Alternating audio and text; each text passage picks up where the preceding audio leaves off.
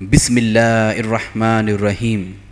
پیغمبر حضرت ابراہیم علیہ السلام کا وہ مشہور واقعہ جو قرآن اور حدیث میں واضح طور پر بیان ہوا ہے، جب انہیں نمرود نے آگ میں ڈالنے کا حکم دیا تھا۔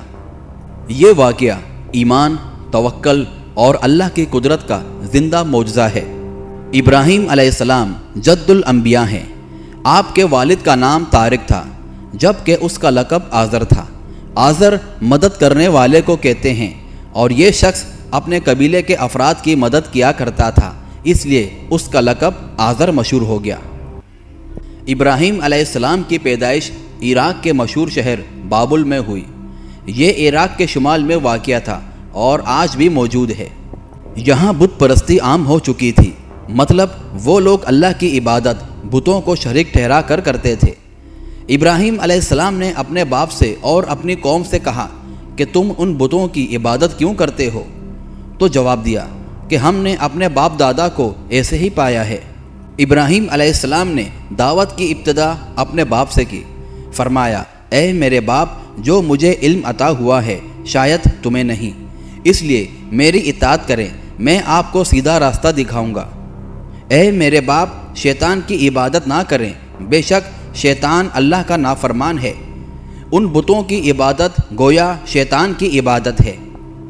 اور مزید فرمایا، اے میرے باپ، مجھے خوف ہے کہ اللہ کا تم پر عذاب آئے اور تم شیطان کے ساتھی ہو جاؤ۔ باپ نے ان کی بات سن کر کہا، اے ابراہیم، کیا تو میرے معبودوں سے پھرا ہوا ہے؟ اگر تو باز نہ آیا تو میں تجھے سنسار کر دوں گا اور تو مجھ سے ایک مدت تک دور ہو جا۔ جواب میں ابراہیم علیہ السلام نے مہربانی کرتے ہوئے اپنے باپ سے کہا، آپ پر سلامتی ہو، میں اپنے رب سے آپ کے لیے بخشش طلب کرتا رہوں گا۔ لیکن بعد میں پتہ چلا کہ وہ اللہ کا دشمن ہے، تو ابراہیم علیہ السلام ان سے بے تعلق ہو گئے۔ جب آپ نے اپنی قوم کو توحید کی دعوت دی تب آپ نوجوان تھے، آپ کی عمر 16 سال تھی۔ آپ ان بتوں سے بیزار تھے اور کہتے تھے کہ اللہ کی قسم، میں تمہارے بتوں کا علاج کروں گا جب تم پیٹ پیر کے جا چکے ہوں گے۔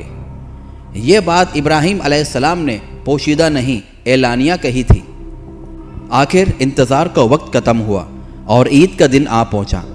عید کے دن وہ صبح سویرے کھانا پکا کر اپنے معبودوں کے سامنے رکھتے تھے، پھر شہر سے باہر ایک میدان میں جمع ہوتے تھے، وہاں خوشیاں مناتے تھے۔ لیکن اس وقت ابراہیم علیہ السلام تیار نہ ہوئے، اس لیے کہ وہ ان کے ساتھ جانے کا ارادہ ہی نہیں رکھتے تھے۔ وہ جانے سے پہلے ابراہیم علیہ السلام کے پاس آئے اور کہنے لگے، کیا آپ ہمارے ساتھ نہیں جائیں گے؟ ابراہیم علیہ السلام نے آسمان کی طرف نگاہ کی اور فرمایا، میں بیمار ہوں۔ وہ لوگ آپ کو چھوڑ کر چلے گئے۔ بعد میں حضرت ابراہیم علیہ السلام ان بتوں کے پاس گئے، دیکھا کہ ان کے سامنے کھانا پڑا ہے، تو انہیں مخاطب کرتے کہا، یہ اتنا کھانا تمہارے سامنے پڑا ہے، اسے کھاتے کیوں نہیں؟ تمہیں کیا ہو گیا ہے، بات تک نہیں کرتے؟ پھر دائیں ہاتھ سے کلہاڑا مار کر ان کے ٹکڑے کر دیے، لیکن بڑے بت کو چھوڑ دیا تاکہ سب اسی کی طرف رجوع کریں۔ مشرکین جب واپس لوٹ کر آئے تو دیکھا کہ تمام بت ٹوٹے پڑے ہیں۔ وہ حیران رہ گئے کہ یہ کیسے ہو گیا، کس نے کیا؟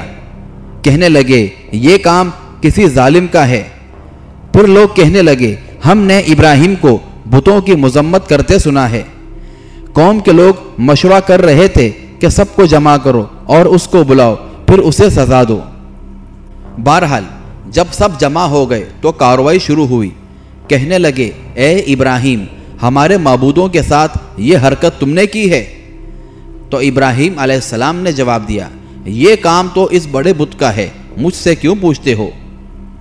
ابراہیم علیہ السلام کا جواب سن کر سب سوچ میں پڑ گئے اور کہنے لگے، اے ابراہیم، کیا تمہیں علم نہیں کہ یہ بے زبان ہے، یہ بول نہیں سکتے؟ تو ابراہیم علیہ السلام نے فرمایا، تم ان بتوں کی عبادت کرتے ہو جو تمہیں نہ نفع دے سکے نہ نقصان۔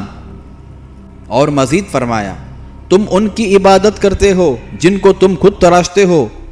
یہ سن کر وہ اپنے کفر پر ہی ڈٹے رہے اور کہنے لگے، اس کے لیے ایک آتش کدہ بناؤ اور اس کو उस दहकती हुई आग में डाल दो। नमरूद ने सबको हुक्म दिया कि लकड़ी जमा करके मैदान में रखें, और इस काम में औरतों और बच्चों ने भी बढ़ चढ़ कर हिस्सा लिया। मैदान में इतनी लकड़ियां जमा हो गई कि ज़मीन नज़र नहीं आती थी, और फिर लकड़ियों को आग लगा दी गई और इब्राहीम अलैहिस्सलाम को आग में डालने के लिए एक मंजनिक तैयार किया। इसमें इब्राहीम अलैहिस्सलाम को रखा गया। इस वक्त आपने ये दुआ पढ़ी, हस्बिनल्लाह व निअमल वकील, हमें अल्लाह काफ़ी है और वही बेहतरीन कारसाज है। और हमें हर मुसीबत और परेशानी में ये दुआ पढ़नी चाहिए। बाज़ रिवायत में यह भी है कि जब इब्राहीम को आग में डाला जाने लगा तो जिब्राइल अलैहिस्सलाम आए और कहा, ए इब्राहीम, कोई हाजत है तो मैं हाजिर हूँ। इब्राहीम अलैहिस्सलाम ने फरमाया, अगर तुम अपनी मर्जी से आए हो तो मुझे तुम्हारी कोई ज़रूरत नहीं। एक दूसरी रिवायत में है कि बारिश के फरिश्ते ने हाजिर होकर कहा, ए इब्राहीम, मुझे हुक्म दीजिए, मैं बारिश बरसा कर उस आग को बुझा दूं। लेकिन ऐसी तमाम रिवायत ज़ईफ़ हैं। बहरहाल जब इब्राहीम अलैहिस्सलाम को आग में डाला गया तो वो आग अल्लाह के हुक्म से ठंडी हो गई, और आग ने इब्राहीम अलैहिस्सलाम को कोई नुकसान ना पहुंचाया। सिर्फ वो रस्सियां जली जिनसे आपको बांधा गया था, और ये देखकर वो हैरान रह गए कि इब्राहीम अलैहिस्सलाम आग के दरमियान बड़े नाज से बैठे हैं। फिर इब्राहीम अलैहिस्सलाम आग से बाहर निकले। इतना बड़ा मौजज़ा देखने के बावजूद लूत अलैहिस्सलाम के सिवा कोई शख्स पूरे बाबुल शहर से उन पर ईमान ना लाया। चुनाचा आपने वहाँ से हिजरत का इरादा किया, और उस वक्त बाबुल पर नमरूद नाम की बादशाहत थी। कहा जाता है कि ज़मीन के बेशतर हिस्से में उसी की हुक्मरानी थी। ये था एक मुख्तसर सा वाक़या पैगंबर हज़रत इब्राहीम अलैहिस्सलाम को आग में डालने का।